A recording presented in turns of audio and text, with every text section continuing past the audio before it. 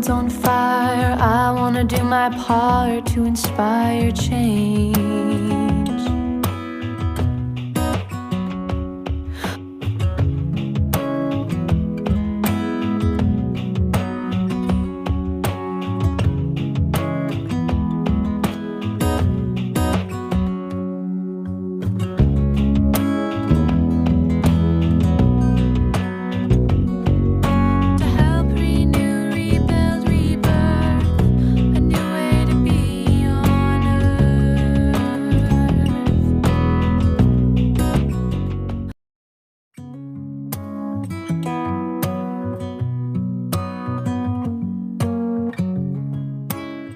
Greetings dear ones, I'm Dahvii Shiva, speaking from Terra Mirim, Bahia, Brazil. Since 2009, I live and ground my actions in this community and communitarian foundation called Terra Mirim, a shamanic educative community located in the heart of Brazil. And it's from this perspective that I share. We live a very specific time in human history, and I'm not gonna try to qualify it. At the same time that we are on the verge of a planetary collapse, we have access to knowledge, information, communication, transportation that enables us to have a new experience of our human reality. One that sees the planet as a whole, as we need to let go from the vision that used to separate us in first, second, third world, or developed in development, and so on. One that understands our share, humanity as one, infinite in diversity, and the challenges and difficulties as shared and interconnected to the wealth and all the potential civilizations have created so far. We need to understand once and for all that to end poverty, as it's been a priority of the United Nations through the decades, we need to address the accumulation of wealth. We must draw upon our historical paths to understand the origins of inequality and to have the courage to recognize the roots and commit to change. We have everything we need. Even the new story we need in this moment, we've got it. Listen. Nature, cosmos, Pachamama, time, space, a live matrix of life is the new story. To learn to read, to feel, to be nature is what's gonna guide us in the creation of this new moment in history. Still, up to this day, we claim we need a new vision, a new system, and that capitalism is dead because of a lack of option. This is not true, and we've got to stop believing and repeating it.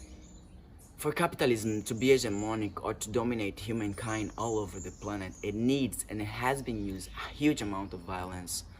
Legalized and not legalized, manipulation, fragmentation, and absolutely denial of freedom of choice and self-determination all over the planet.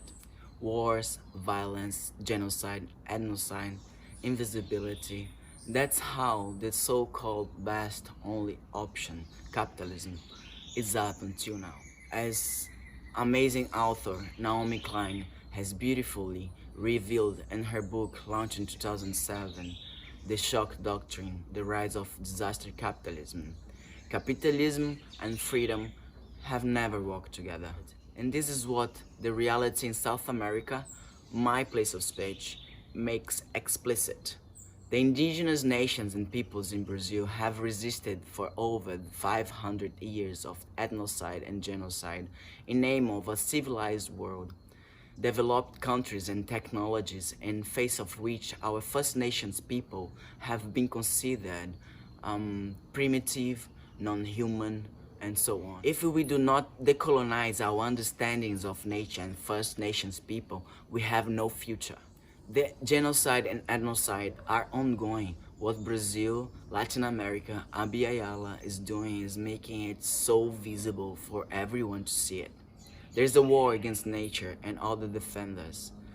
As the recent case of the murder of the indigenous expert Bruno Pereira and the British journalist Don Phillips has shown.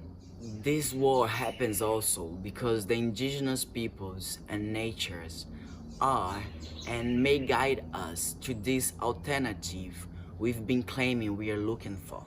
When we approach with humbleness, knowing we need to learn what we have long lost, we come to understand that the natural system itself presents us with everything we need to have a good living.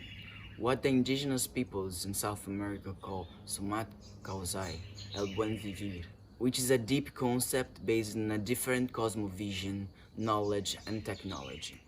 We need to decolonize our understandings as we need to dream again. And it's urgent we consider changing our lives in a way we are able to support life and the indigenous and local communities everywhere who are the protectors of nature's last realms in which we all depend on. And through this new relation that we create between us, hand in hand, we also gain an enlightened path that will take us to the core, to the heart of home. This is a technology the indigenous people have guarded all the way through, and it has arrived and is available here and now. And this does not mean to devote the sacredness of nature, realms, plants, and medicines.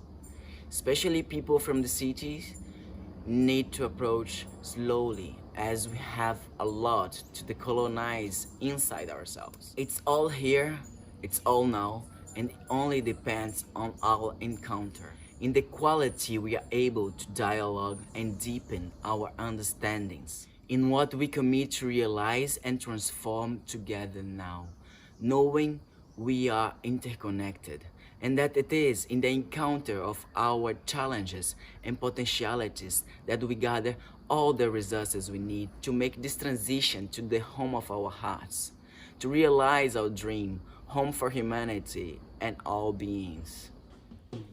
Let's live together with our differences. Let's make home for humanity. In our heart, no black, no white, no yellow, no brown. But remember, the unity of all life is the sense and sustenance of our humanity. Apri le porte de nuestra escuela al amor de la humanidad. The unity within us, between us, and with